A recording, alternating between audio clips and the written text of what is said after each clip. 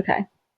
We actually do need some sort of intro if we're gonna do podcasts. I know, that's what I'm saying. I thought we were gonna do the table of content. Yeah. We didn't consider a jingle. We didn't consider a jingle. We'll have to work on that. That's fine. It's literally like it's episode zero is what this is. The prologue. Yeah, a lot of podcasts have prologues. I know, but I think where they're like, "Hey, this is what our podcast is going to be about." They call it the pilot, but after because it's a book, it'd be a prologue. So smart. I like that. That's smart. Chapter 0. Chapter 0. Prologue. Okay. So, I figured first episode, intro. Right. We could do the. Well, first of all, no, we'll get into what it's called when we answer the first question of our intro list. Yeah, of our intro list. Okay, so if you're new to the book community in general, which our friends and family are going to be the first people listening and watching this. So, first of all, I'm sorry. Second of all, you are probably new to the book community. On YouTube, the group is called BookTube, and people who are new to the YouTube book community do what's called BookTube Newbie Tag. Oh. That's actually what it's called. Okay. And so it's like this list of questions that they answer to like introduce themselves to the BookTube community. Okay. So I figured we could do that to introduce ourselves to the, what did we call it? The podcast version? Bookcast. The Bookcast. Bookcast community. Sorry. All right, so that's what we're going to do in this episode. We're just going to go through the list of questions. And then we'll go from there. And maybe we'll have more banter and things other than answering the questions, I'm sure. Okay, so we're just going to take turns answering the questions. So I am realizing I need new glasses because these are blurry. Question 1. Why did you start the channel? Yes. Oh, yeah, I can see. Yeah. So why did we start the channel? So my honest answer is I was bored at work and I was like, hey, this would be a good idea. However, my actual answer, which relates to the second question, which is what do we bring to the table, is I was watching this podcast called Bookmarked, which is with these two friends who have a podcast about book things. And I was like, okay, that would be a really cool idea. I was like, I wonder if there's a couples version. And there's not. Oh. There are no couple book talkers. There are no couple booktubers. There's another one. Book couple Instagrammers. Bookstagram. None. Can't be a bookstagram. Yeah, so there's like none. So I was like, okay, this is another reason why this would be a good idea, because I feel like a couple dynamic would add a good fresh take on things. Because there's a lot of like the, what do you call it, like girl reader, boy gamer. Oh yes. Which like is great, and we're also that. We're very much. But also times we're guy reader, girl gamer. Yes, also that. So I feel like we bring a good dynamic and a new like fresh take on like the community in general. So that's where we are. And then because I thought that was such a good idea to do it as a couple, I dragged Zach into it.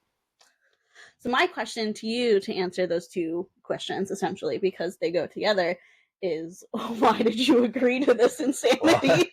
Well, I'm giving my honest answer. It was because my fiancé asked me to. Take notes, gentlemen and ladies. But, I figured it'd be fun to get myself out there. I'll And agree with that. with all the different podcasts I listen to, there's not really, like you said, there's not really a book one that's for couples by couples. I agree with that. How many you're more of the podcaster than I am. I do like to Like the listen to them while I'm podcast driving listener. around. Yeah. Yes. So like how many of them are book related ones in general? Not a lot. Would you say like 3? Or is that being generous? Maybe that I listen to personally. Yeah. Yeah, probably around 3. Okay. But there's not a lot of like book casts out there that are this type of dynamic. Yeah. Being like a couple. The couples, yes. Like it's always like there's a lot of solo ones. Yes. There's a few big group ones. It's a whole group of people. Oh. And there's some that are like 2 people, but it's more friend dynamic. There's not really that many. There's very few, if any, like couples. Couple ones, yeah. That's what I'm saying. I even Googled, I researched before I said let's do this because I didn't want to make the claim that we were the first one if we're not, and I'm sure I didn't find it, but I also want to say we're probably the first couple. You know what I'm saying? Like we're in the very beginnings of the. Probably the first hetero couple. Well, let's not make that claim.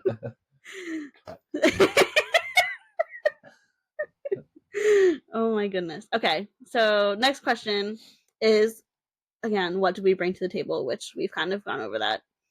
But also within, besides just being bringing a couple dynamic to the table, we also bring our own individual interests, various perspectives. Yes, you're more of a romantic fantasy, romanticy. Yes, and romantic contemporary romance. All the acronym books. If it has an acronym, she's probably read it. That's fair. And then you're more of the sci-fi. Yes. Solid fantasy that has more of I think the found family aspects. Yes. And less of the romance part of it. Or thriller mystery. Yes, thriller mystery also. Yes. I forgot about that. Also, these other questions get more in depth of our likes and our dislikes. And I also just want to note that we're in his bedroom, so he gets to see all of his books while he answers these questions. And the way that this system works is I don't have access to my Goodreads. So it is a good thing I did some research about my answers to these questions before. Can't you bring it up on a tab? Before we started. No, I wrote them on my notes. They're in there. Yeah, but I just want a full Goodreads list. Yeah, but then we can't. Oh, that's true. The whole situation. Obviously we're running our own system here. Or with this while we upgrade. Okay, so what are some books that got you into reading? So I have 3 different stages. Okay. Because I read a lot when I was a kid, and then in high school, and then when I got to college, I stopped reading because I had to actually read for school. So then I stopped reading when I was in college, and I didn't start again until last year. Until I met you. Yeah. Yeah, I sparked you back into it, remember? Yeah, that's fair. That's a fair statement. Yeah. I had all these books, and you were like, I was like, I want to read again. Start reading again. Yeah, start reading again. So I have 3 different levels to my reading. Mm-hmm. But what is your? Have you been reading since? I mean, I know I see your books. You've been reading since you were a kid, but has there ever been a time where you stopped? Yeah, I think I also took a pretty big pause in college when a lot of my reading was forced to. I had to read in high school too, but on college when you're on your own and the structure's all loosey goosey, and you kind of have to force yourself to read, then it becomes less fun reading in your spare time because I just spent hours reading anyway. So it's kind of hard. It kind of burns you out on the hobby. Yes. I took a pretty big break myself in college. Okay, so you have levels too. Yeah. Or stages essentially. Yeah. I think I was only 2 stages. I think I was all of elementary to high. And then college break. And then as an adult. Yeah. Okay. So do you have books in mind for your stages? Yeah. Or do you want me to go first while you think about it? No. I mean, if you want to go first, I can grab the books I got to as a kid. Oh, we're going to have props. I can. Okay. Should we do that? Yeah, we can do that. You go ahead. We're video for a reason. Talk about yours first. Okay. So, 3 stages. So my first stage was Junie B. Jones. Classic, like, children's book. And then I think she goes up from, like, first grader into first grader. So, like, kindergarten and first grader. It's perfect. And then I stopped reading. And then I got with Twilight. Twilight was my high school read where I binged the whole series in about 2 weeks. Which is the fastest I've ever read a series before in my life. Oh, that's a lie. Of that, what is the word that I'm looking for? I'm blanking on it. Of that scale, I would say. Because I've also read the Bargainer series, but those books are, like, smaller. Twilight's series is a lot bigger. And then when I started reading again last year, I got started with ACOTAR, which, again, if you're new to the book community, you don't know, the full title is A Court of Thorns and Roses. So that got me started into reading, and then I read... Again, all the acronym books. I read... How much was it? It was, like, 78 books last year. Oh, wow. Yeah. It came out to, like, 25,000 pages. It was insane. Let me see if I don't like the dudes while you... I'll ramble. I'm fine with that. I can ramble. What else? Yeah, I read... Oh, we know what another good kids book is? What's that? The Mouse on the Motorcycle. Have you ever read that book? By Beverly Cleary? I'm pretty sure it's by Beverly Cleary. What it's called? Very close to that. Oh. Mouse and the Motorcycle or something. But it was about this mouse that lived in a hotel. And it was a hotel or was it a house? I haven't read it since I was, like, a little kid. Significantly less than you last year. But also, I tend to read only on my, like... Yeah, you read only on, like, lunch breaks at work. I read at home sometimes. Grinding. I read at home sometimes, but, like, trying to burn myself out. I tend to be one of the people that if I, like, hyperfixate into a hobby, I'll go into it too hard and then burn out. See, I thought that was going to happen with reading, but it hasn't yet. So I try and keep myself varied, so at home I'll do a different hobby. This isn't what I thought it was. What did you think I was going to say? I thought it was going to be Animorphs. Oh, no. Okay. Okay, so what are your stages here? Okay, so one of the first series I ever got into was, I don't know if anybody knows that out there. It was I don't think it ever really took off anywhere, but it was one of my favorites. I got at the Scholastic Book Fair. I know we all remember those. Yes, those were good as kids. It was called Deltora Quest. This was book 1. It was I believe, 9 books series, and then 3 books for, like, a mini side thing after the main story. Okay. But there's on the, I don't know, this climber probably won't pick it up, but there's on the spine there's a bunch of gems, and each book number is in one of the gems. It's basically a very nice introduction to the fantasy genre. The first book is 131 pages, which isn't bad. Not for a kid's book, yeah. No, kids starting off. They keep up in pretty excellent condition. The basic plot is the evil Shadow Lord is plotting to invade the land of Deltora and enslave all of its people. The only thing that can stand against him is the magic belt of Deltora, which has 7 different stones of different powers. The stones are stolen and hidden, so the Shadow Lord wins and Deltora falls into ruins. With only a hand-drawn map, the 2 protagonists go on a quest to find all the stones and reunite them to rid the land of the Shadow Lord. In the first book, their stop is the sinister Forest of Silence. So it's almost kind of like Dungeons and Dragons. I mean, yeah. They go on these, like, little mini quests to get rubies or gems. Different gems. Yeah, each gem is a different power. They basically, with a few exceptions, there's a map. You know, it's a good fantasy book and they include a map. That's true. They usually, by the end of each book, they get one of the gems. Sometimes it takes them 2 books, or they'll lose one or something. But each gem has a different power. I don't remember what the first book's It also sounds very Thanos-ish. Again, different creators take from common pool sources. No, I know. I'm just trying to, for people who, right, like, don't read or who are more movie individuals, this is like, if you like that, you might like this. Yes, yeah. I was looking at your pages and they're like yellowing, and that reminds me, I saw this video earlier today. Yeah. Did you know that bookworms are real? Yes. I did not know that bookworms were actual worms that destroy your books. Oh yeah, they eat paper for their nesting. Yeah, but it only happens in like humid areas. So like Florida, California. I mean, I try to keep these as pristine as I could, but I've had these since like, you were an actual child. The 90s. Yeah. Wow. That's impressive. I got an elementary school book fairs. And it's really only the edges that are yellow. Like the inside. Yeah, the white. Inside is still good. It's just like the edges, which is. It's not, they're not like fade or anything. It's pretty. No, it's pretty good book. But you take good care of your things. Yeah. I don't. Okay, so that was childhood. What's like a high school book? Again, it's more. I'm always a person that even nowadays I'll read a good like young adult book. Mm-hmm. Because again, you shouldn't limit yourself to what stories you like. It's a good story. It's a good story. Hey, I read a children's book last year, and it was actually really good. I'm saying, good story is a good story. So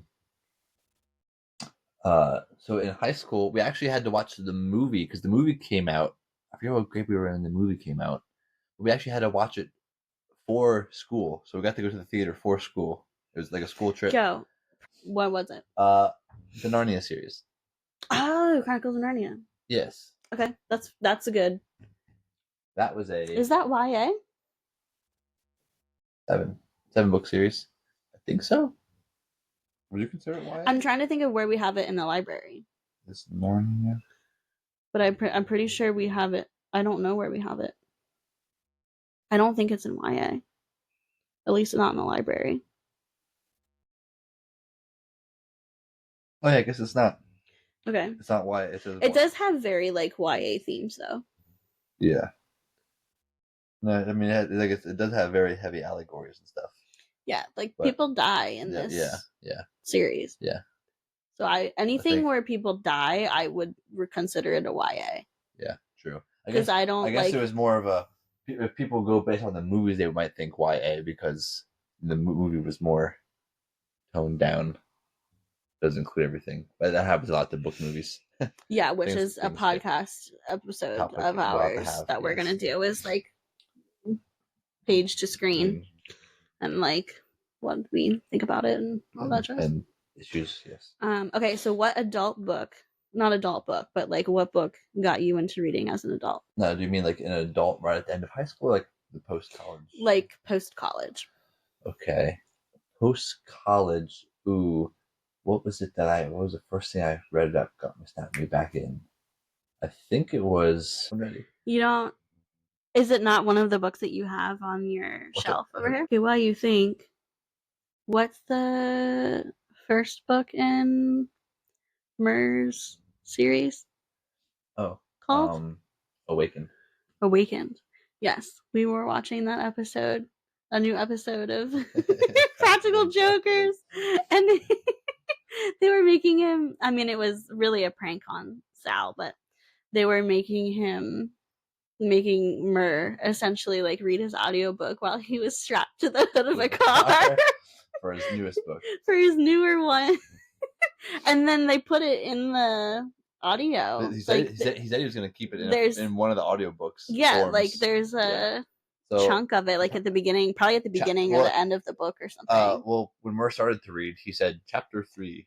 Yeah, so it's probably 3. Yeah, but they're not gonna all of a sudden go from like a nice calm studio sound to all of a sudden like tires screeching, and like that's not gonna happen. That's gonna jolt people.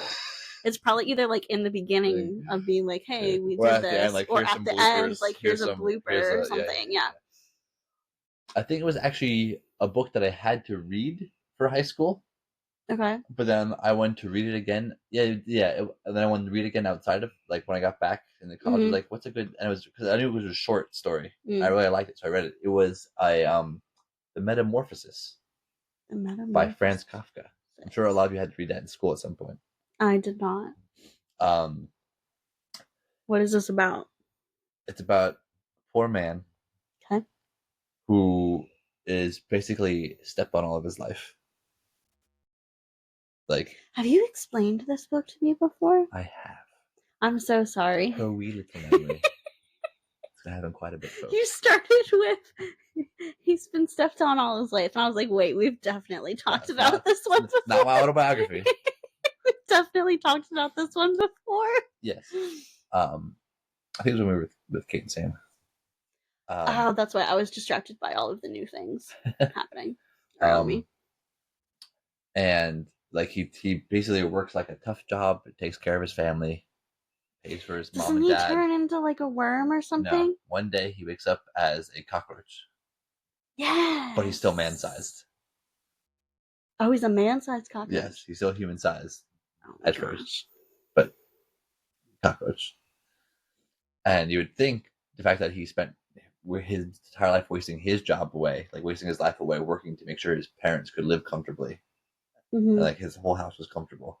He never got thanks as a human, and so like he was stepped on so much he became a bug, like he was stepped on, that they would have sympathy on him. Nope, they were horrified, disgusted by him, locked him up in his room, and barely slid food underneath the door so he could stay alive. So they kept him alive at least, but they were repulsed by him. I mean, in their defense, if but they knew it was him. Somebody turned into a life-size cockroach. But they knew it was him. And he couldn't speak anymore, but he still had he still had his brain function. Like he wasn't just a cockroach. Like he still had his human mind. Saw his human. Like, he was trying to communicate by tapping and stuff. So, like they knew it was him and he was in there. But they were like, "Oh, you look gross now. Now we're gonna thank you or notice you even less." Okay. And I was about this poor. That explains so much to me that was like the book that you chose to get back into reading, because it's an animal book, it's sci-fi. Also, she did a psychology degree, so watch out with the takes here. It's like get analyzed. No, but it's true. Like you have your animal degree, you like animals of all kinds. It's a very short novella. Yes. I mean, Franz Kafka wrote other stuff, but a lot of it was again weirder. Not always like body horror, but I guess that's considered. He became known for writing weird stuff. Like his last name is an adjective now. Like I'm sure you've already heard Kafkaesque. It's a Kafkaesque writing, or Kafkaesque. Yes. It looks pretty thick if the book is smaller, normal size. Let me open my drawer real quick. Do you have it? Yeah. Oh, show us all. I see it. If they put it into a normal book size, it's pretty thin. You see, it's good for like a quick afternoon reading. I like how they have him as a man on the cover, not as the cockroach. Well, the little blue shapes. Oh, they are cockroaches. I see that now. Yes. Yeah. Again, not a very hard, long read. 95 pages. But it's a good. Oh, that's like a. Yeah, it's little, almost like an essay. Little novella. Yep. Poor Gregor Samsa. Poor Gregor. Here's a quote: "To get up, all he needed his arms and hands, but all he had were dozens of little legs, which persisted in wriggling about uncontrollably." Yeah. Okay. I like that. Obviously, you can tell our varying tastes. Yes. Oh, the pillow. The pillow's in the way. Oh my gosh. Okay. Next set of questions. What got you back as an adult? What? Say your adult one? Yeah, Akatar. What genres? Okay, so fantasy, romance, romantasy. I've tried fiction, just like general fiction. There's not enough plot for me, which is weird. But like people are my bad. People are reading like Kristen Hanna, and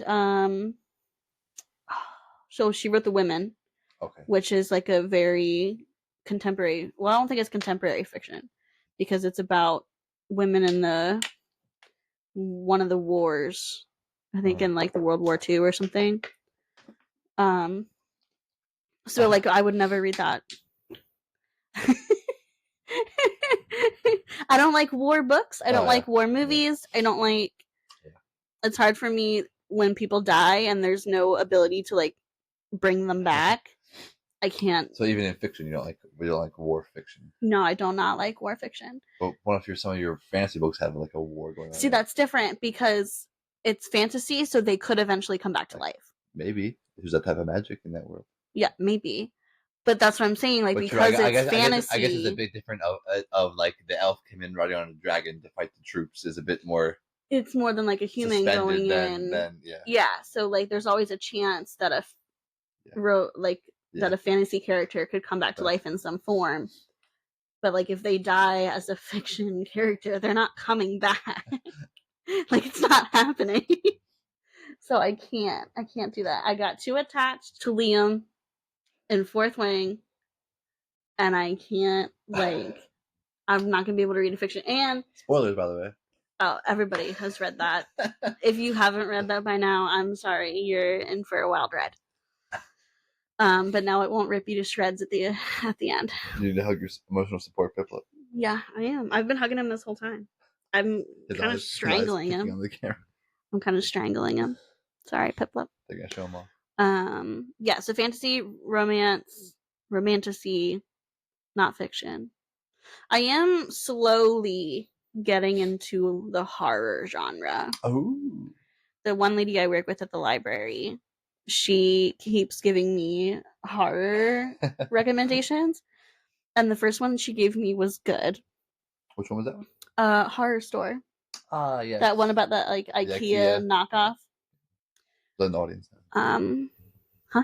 I was asking you for the audience. Oh yeah. Horror Store. The one about it's about an IKEA knockoff store where they think it's haunted, so like this group of them stays overnight, and like slowly one by one they just like all disappear and like get murdered, and it is good. But she gave me another recommendation that somebody else on one of my Kindle Facebook groups also said was really good. So I think about Twisted Tongues. Oh. Or Tied Tongues. Remember who the author was? No. Oh. She only told me the title. But I did write it down. It's something tongues. It's like Twisted Tongues or Tied Tongues or something. But she says it's like really good. She also wants me to read a Grady Hendrix book. Stolen Tongues? No. A lot of Twisted Tongues? That might be it. Stolen Tongues. Stolen Tongues? Although that's not what the cover looked like, though. No? I feel like Blackwell? No. Not a lot of Twisted Tongues? No. The Twisted Tongues?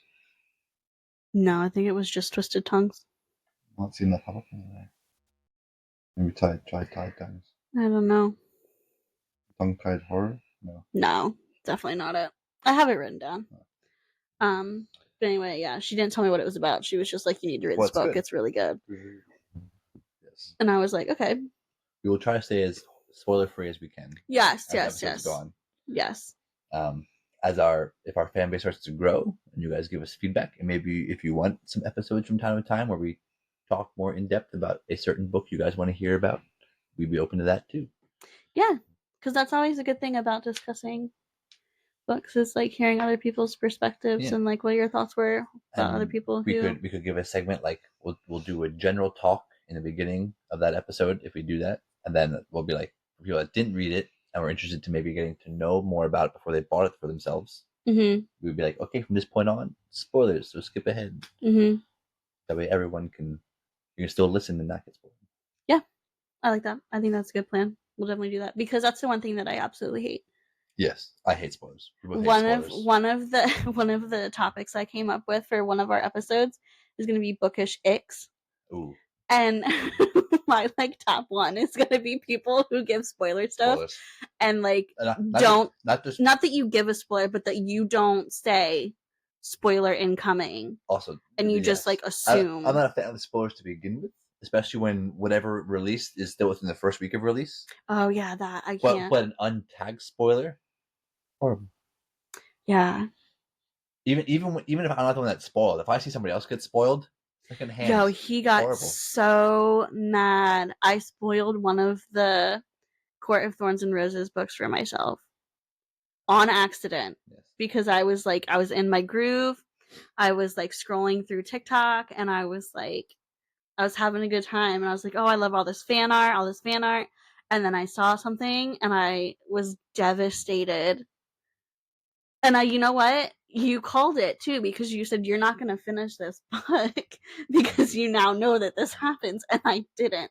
My intention is to go back and reread and to go through it, because I feel like I need that emotion of like watching what happens to this character and like them continue on. But not even books, movies too. Like I didn't get spoiled, but my friends, when Infinity War first came out, I saw Infinity War, and I took two of my friends that I was visiting from my college days to go see it. And doesn't some guy in a trench coat stand up, yell out the list of everybody who dies, and then walks out the theater as the credits start? That's some savage behavior. Yeah. Luckily, after he said the first name, other people started screaming over him, and like he quickly ran out. But like he was wearing, I would hope something was underneath it, but all he had on was a giant trench coat. Are you sure it wasn't one of the Impractical Jokers? Yes. Getting punished. And he had like long black hair, and he just like yelled out, "Iron Man and Black Widow die." Wow. As the movie started. Don't spoil it for people who haven't seen it. Infinity War. Yeah, right. Although if you haven't seen it by now, like you're probably never gonna watch it. I was just like I think one of the friends heard it, and the other one was too engrossed looking at the trailer, or like we were talking that they didn't notice. But I was just like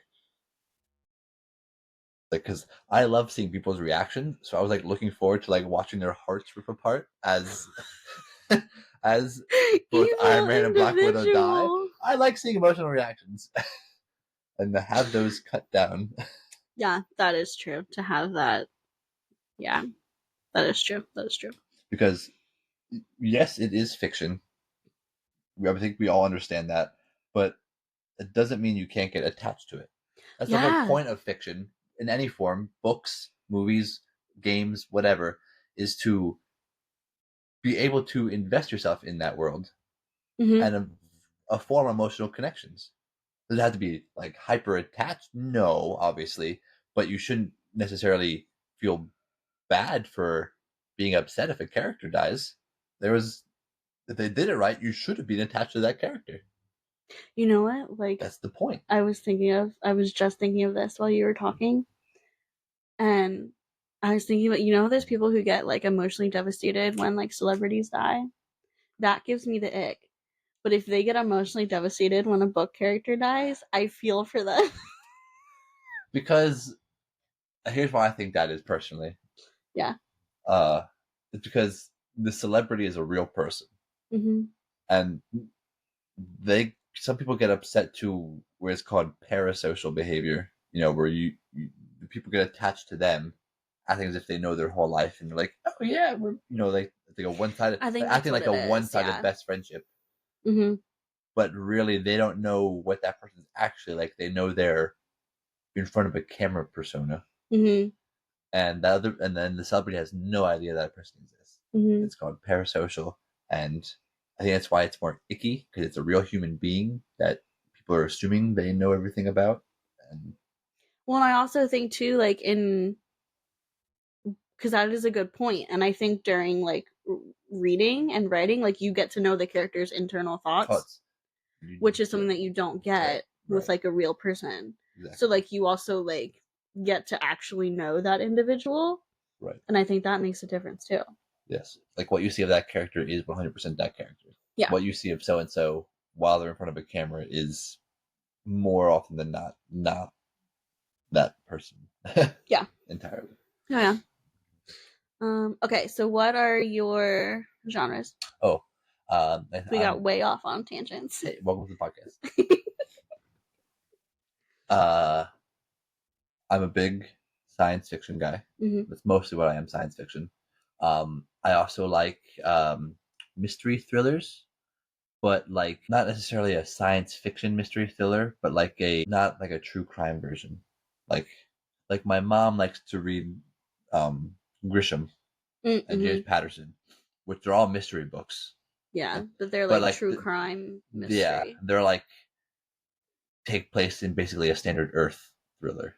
Okay. You know what I mean? Okay, Like it's basically like it could have been a real crime, or it's like maybe some fantastical element, like he saved the president, but it's still like very grounded. Mm-hmm. I like more like a paranormal thriller or a Fantasy thriller, yeah, or a science fiction thriller, or some sort of fantastical element added into the thriller more often than not. I also like it's hard to find good ones, but I like comedy novels, fiction. Okay. Fiction. Usually not so much that the book's genre is comedy; it's more comedic so and so, like comedic sci-fi or Okay. comedic horror.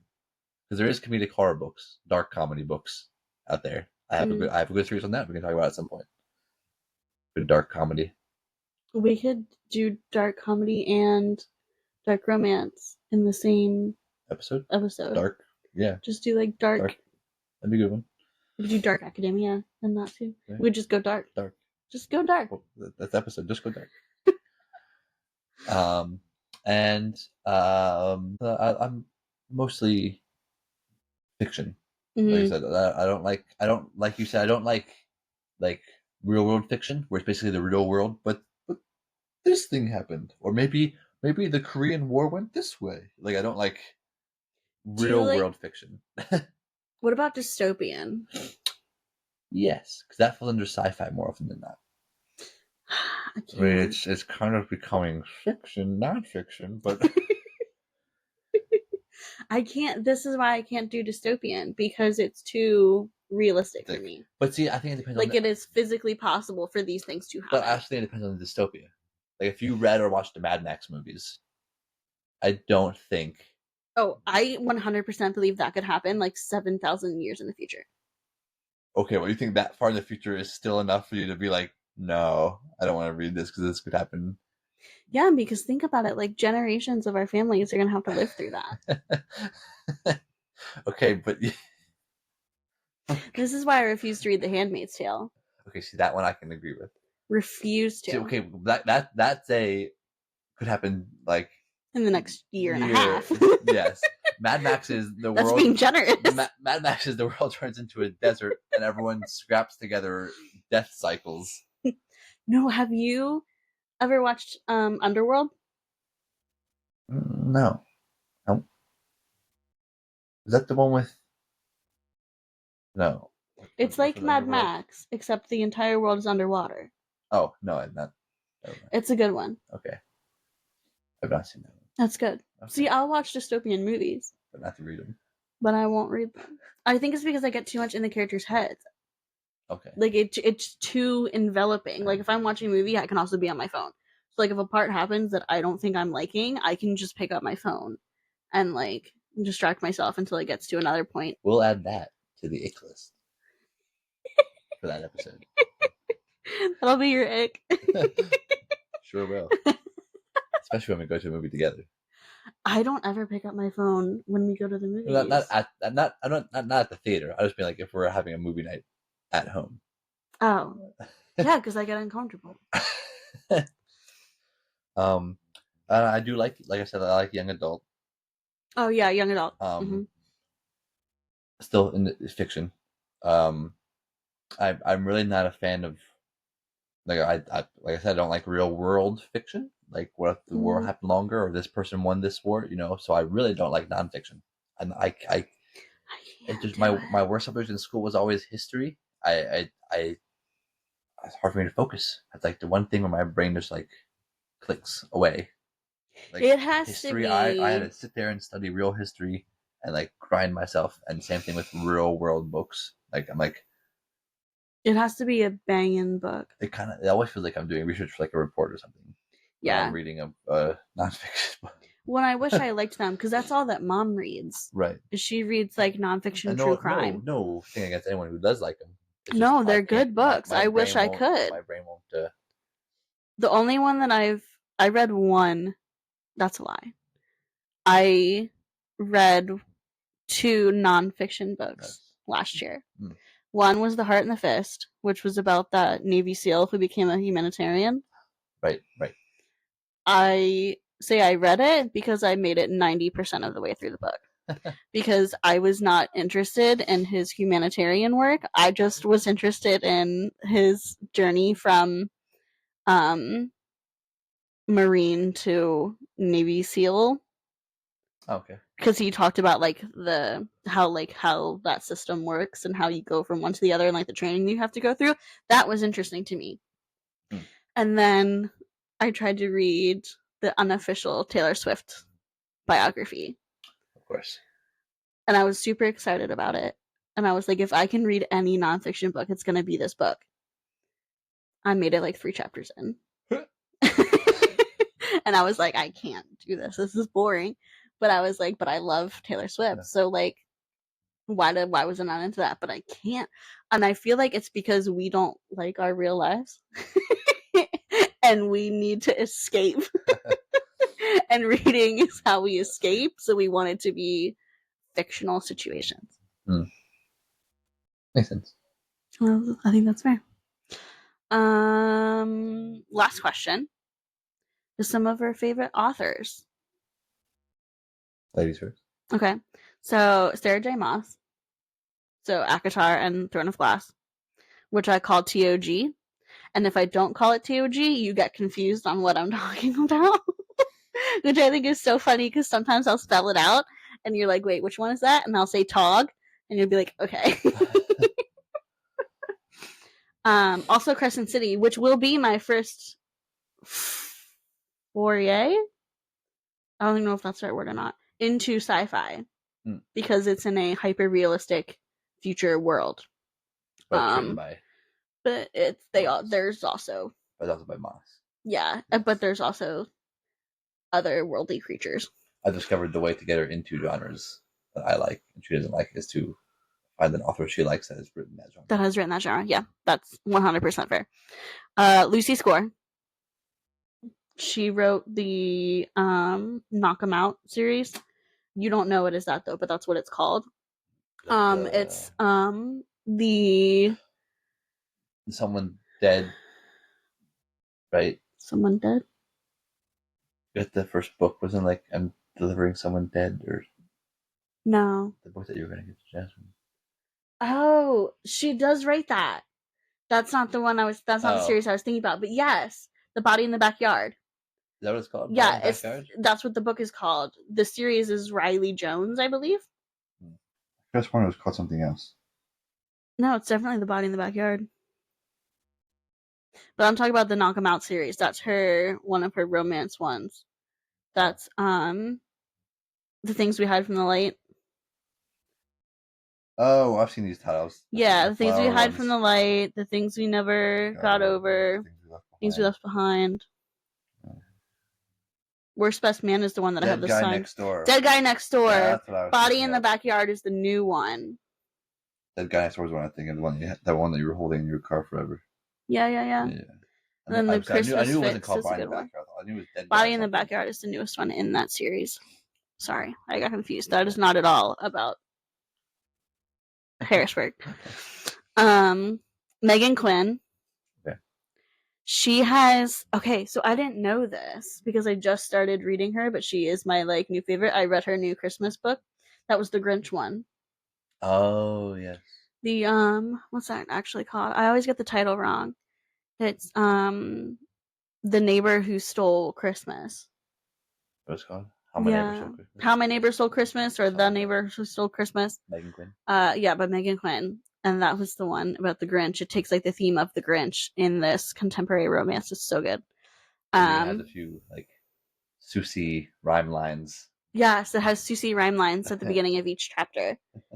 And then it also had narrator character banter in some chapters, which I had never seen before. But she puts that in her books a lot. That's cool. That's a little breaking. Yeah, so it was it's very interesting. I wasn't sure if I liked it or not. But... I mean, it happened in Dr. Seuss books. Oh, really? Yeah. But I read, she just came out with a new one, literally 2 weeks ago. It's like breaking the fourth wall, but book version. The book version, yeah. She came out with another one 2 weeks ago that I just finished, which is apparently the last in this connected standalone series, and I had no idea because I was just like, Connected Megan standalone Quinn, series. interconnected standalone. Are they connected and standalone? Well, because it's interconnected, so like the characters are the same. Oh, but that book. you don't have to read one to read all the others. Yes, but the characters are. It's in the same universe. What is it called? Now, see, I can't even look at my Goodreads. I don't even have my. I think it's the path to loving him. I'll bring up Megan Quinn again. It's the path to loving him or the journey to loving him. I don't think journey is right.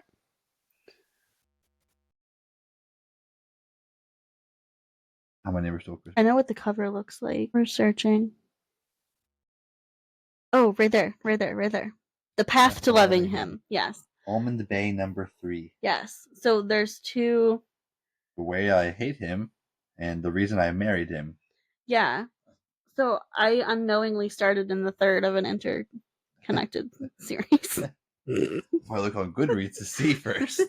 I just saw it was Megan Quinn and I clicked on it. Why are we shocked? Okay, and then Alex Astor, which is the author of Lightlark. Okay. And Nightbane. Yes. And I remember that series. The one that just came out. Were you reading that series? Which I read in literally like 6 hours. I kid you not, I read it in 6 hours. She's coming out with a contemporary romance. That's one that April, has. I think. The main character is Isla, right? I think that's how you say it. Yeah, it's Isla. Yeah, I would just mispronounce Isla. Yeah. Yeah, that is a good one. That's a good intro to fantasy, I would think. What are some of your favorite authors? Well, let's see. I'm a big fan of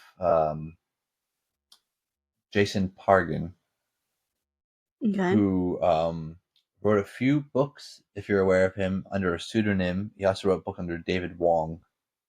Okay. But she's basically known for 2 series. Oh, he writes that. Yeah. Can I? Sorry.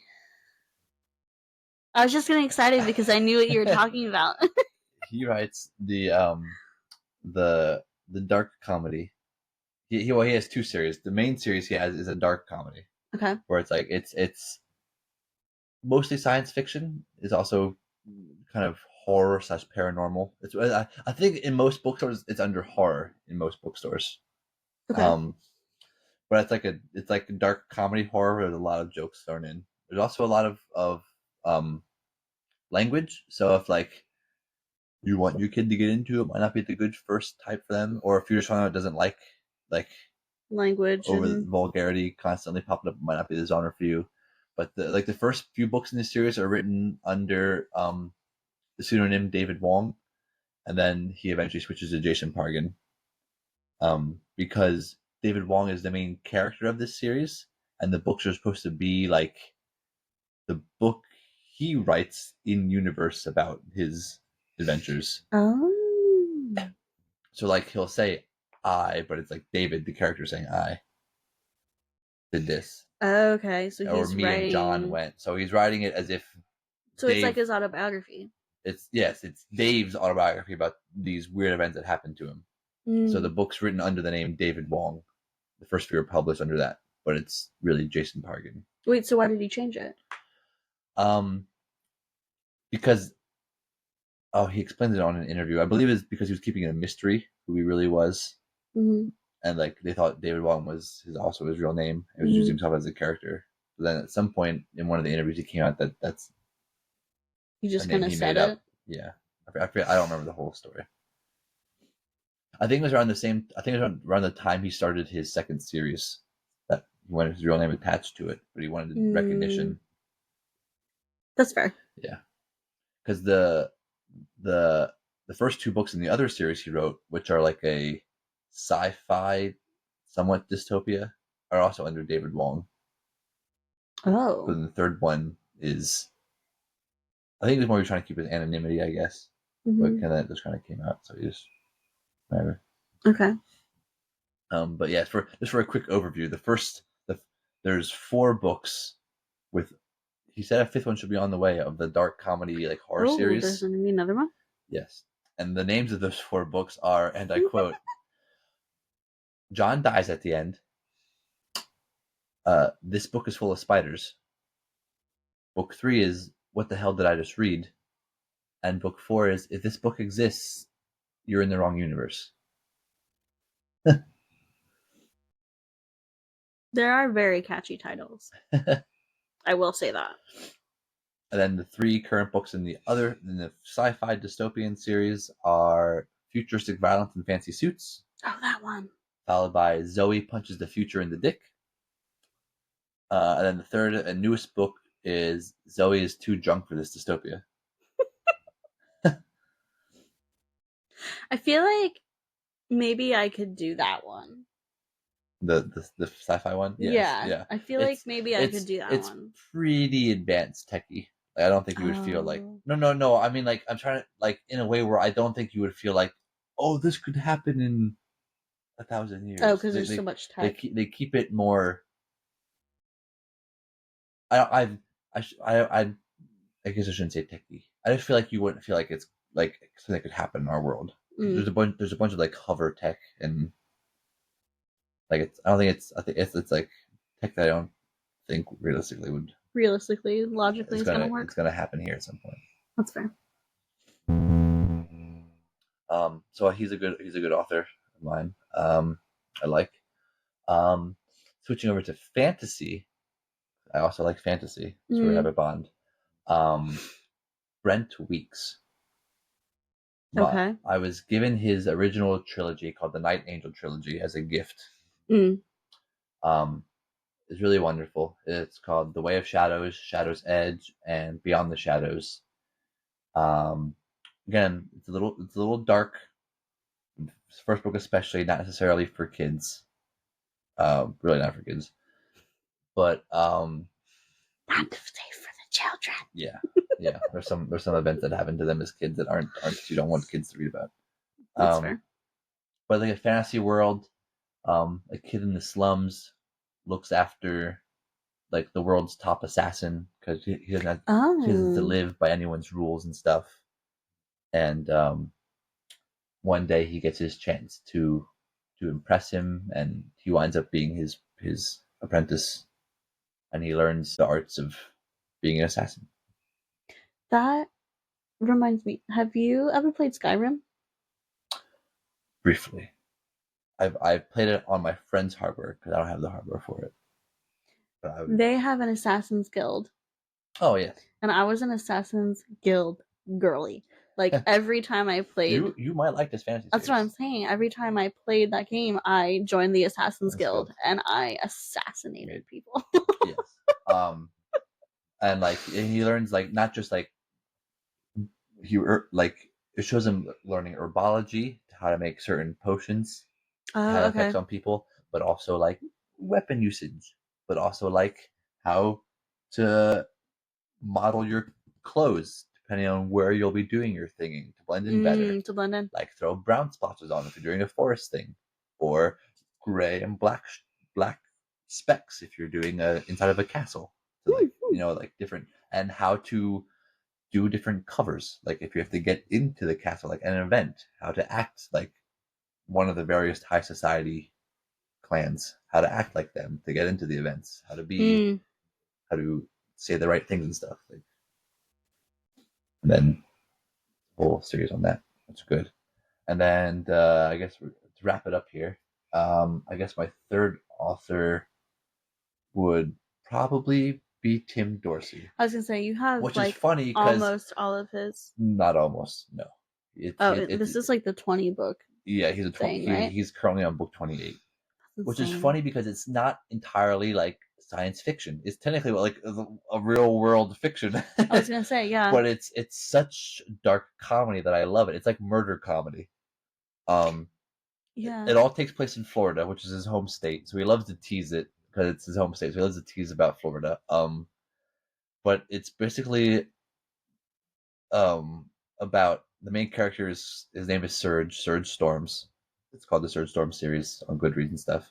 And he's, I guess, an anti-hero I would say or a that. protagonistic villain, but he's like a genius, but he has a lot of neurological issues, which he takes his meds for. But like something will start happening, like a crime somewhere, and like it'll get on his nerves, so he'll stop taking his meds.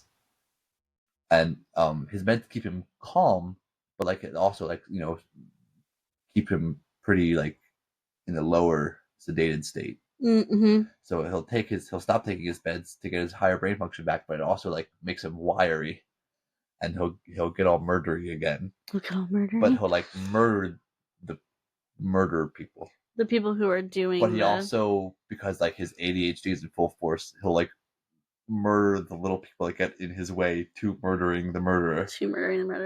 Like if a guy blocks him on a toll booth, like he'll spend the next day thinking of a way to kill the toll booth guy for blocking up the toll booth.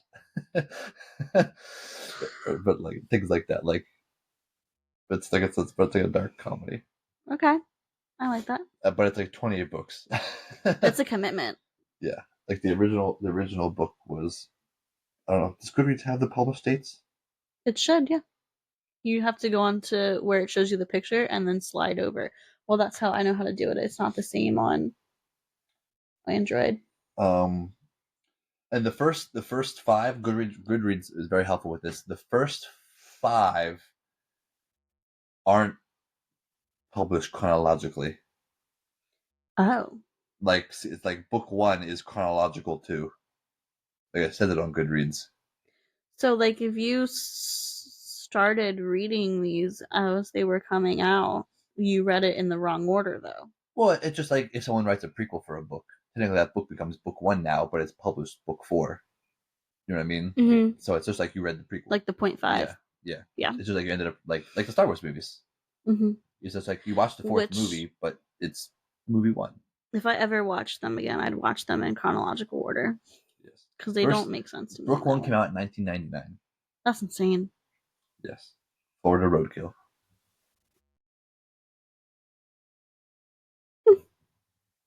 Nice. Yes. I like that. And of course, Stephen King. But honorable mention. Yes. Stephen King, honorable mention. Okay. So I think to wrap up and end our ending segment, I think it's been an hour. It has been. We thought we were going to stretch it out. I was a little worried that we weren't going to stretch it out. I think what we should do is like always end with what our current read is. Okay. So my current read is right now I have 2. Onyx Storm, which I'm like about 15 to 20 chapters into, and According to Ember, which is a contemporary romance written by a Native American author. Ooh, nice. Yeah, I'm widening my horizons this year. What are you currently reading?